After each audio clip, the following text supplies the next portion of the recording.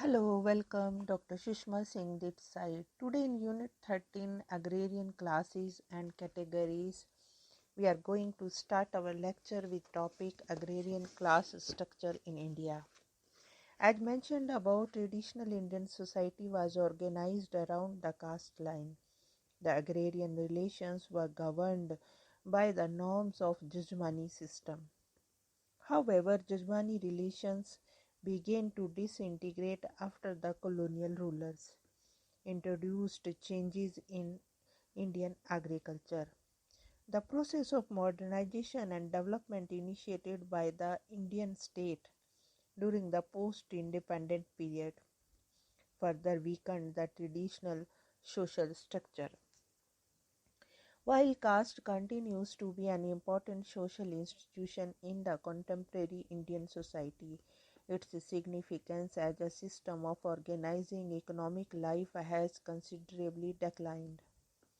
Though agricultural land in most part of the India is still owned by the traditional cultivating caste groups, their relations with the landless menial are no more regulated by the norms of the caste system. The landless members of the lower caste now work with the cultivating farmers as agricultural laborers. We can say that in the sense caste has given way to class in the Indian countryside. However, agrarian social structure is still marked by the diversities. As pointed out by D. and Dangre, the relations among classes are social composition of groups that occupy specific position in relation to land control and land use in India are so diverse and complex that it is difficult to incorporate them all in a general scheme.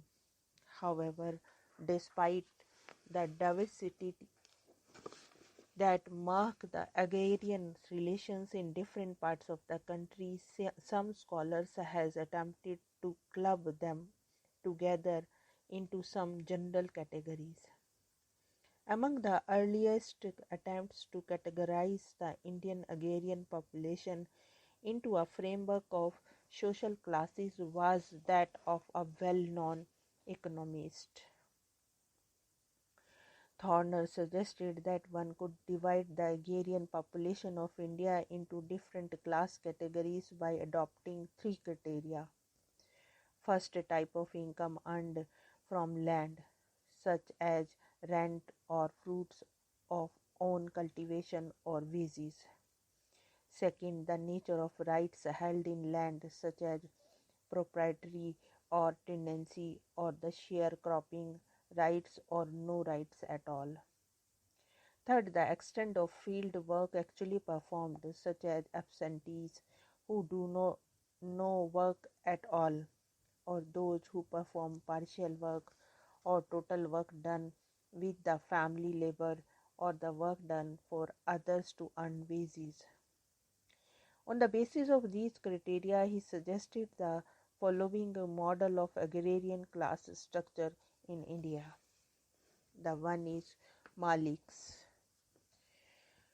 whose income is derived primarily from property rights in the soil and whose common interest is to keep the level of rents up while keeping the wage level down.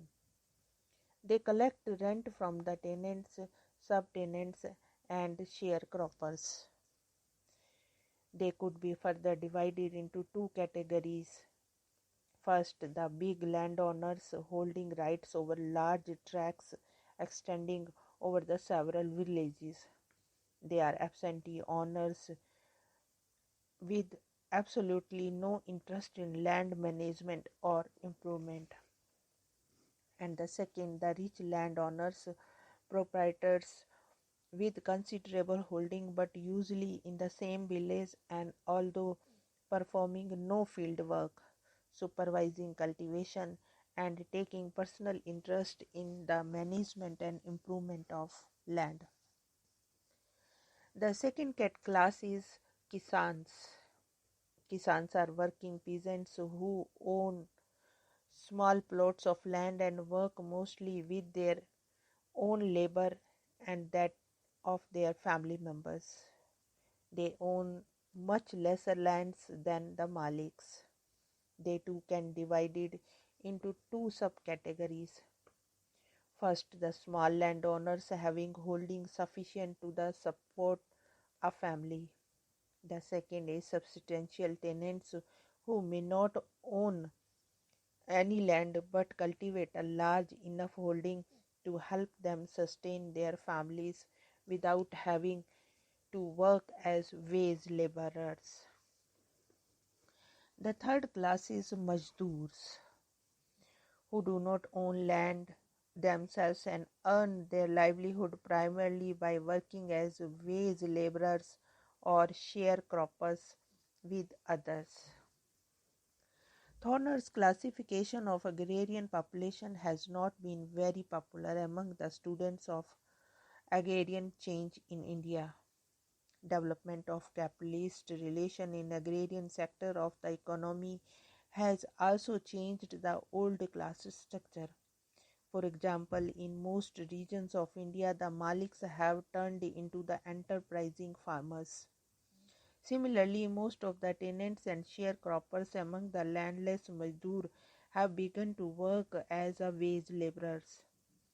Also, the capitalist development in agriculture has not led to the kind of differentiation among the peasants as some Marxist analyst has predicted.